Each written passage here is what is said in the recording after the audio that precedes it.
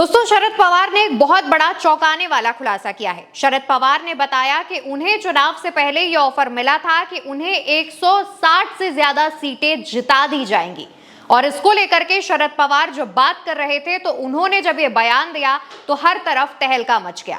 शरद पवार अपनी बात में कहते हैं, मुझे याद है कि महाराष्ट्र विधानसभा चुनाव की घोषणा से पहले 2 लोग दिल्ली में मुझसे मिलने आए थे। उन्होंने मुझसे कहा था कि हम आपको 160 सीटों की गारंटी देते हैं। मैं हैरान था। इसके बाद मैंने उन लोगों की राहुल गांधी के साथ एक बैठक तय की। वो जो कुछ भी कहना चाहते थे उन्होंने राहुल गांधी के सामने कहा, लेकिन राहुल गांधी और मेरी राय थी कि हमें इस पर ध्यान नहीं देना चाहिए, ये हमारा रास्ता नहीं है। हमने तय किया कि हम जनता के सामने जाएंगे और उनका समर्थन हासिल करेंगे। दोस्तों, शरद पवार बताते हैं कि जब महाराष्ट्र के चुनावों का ऐलान होना था उससे पहले 2 लोग उनसे मुलाकात करने के लिए दिल्ली में आए थे और उन 2 लोगों ने शरद पवार से कहा था कि वो उन्हें 160 सीटें दिला सकते हैं।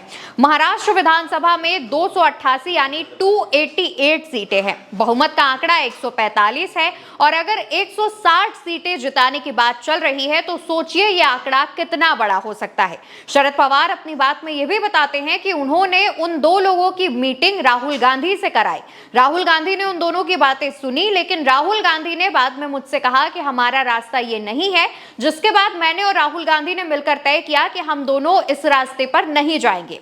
शरद पवार जब ये खुलासा करते हैं तो साफ साफ इन जो 2 लोगों का जिक्र करते हैं उस पर जब उनसे सवाल पूछा गया तो शरद पवार ने कहा कि क्योंकि मुझे उन 2 लोगों से मतलब नहीं था, मुझे उन 2 लोगों की बातों में नहीं आना था, इस वजह से मैंने उनकी जानकारी नहीं ली है। लेकिन शरद पवार ने जिस समय पर यह खुलासा किया है वो एक बहुत बड़ी बात मानी जा रही है। एक तरफ राहुल गांधी ने एक प्रेस कॉन्फ्रेंस करके बकायदा तमाम दस्तावेजों के साथ, तमाम चीजों के साथ वोट चोरी की जो बात है वो जनता के सामने रखी और उसके बाद शरद पवार जब ये खुलासा करते हैं और बताते हैं कि 2 लोग 160 सीटें जिताने की डील करने आए थे तो ये बहुत बड़ी बात मानी जा रही है और साथ ही सवाल भी उठ रहे हैं कि क्या इसी तरीके से जो चुनावों में धोखाधड़ी है वो की जाती है, क्या ऐसे ही जो धोखाधड़ी है वो होती है और उसके बाद जो पार्टियां हैं वो जीतती है। वहीं दूसरी तरफ अगर हम चुनावी आंकड़ों पर बात करके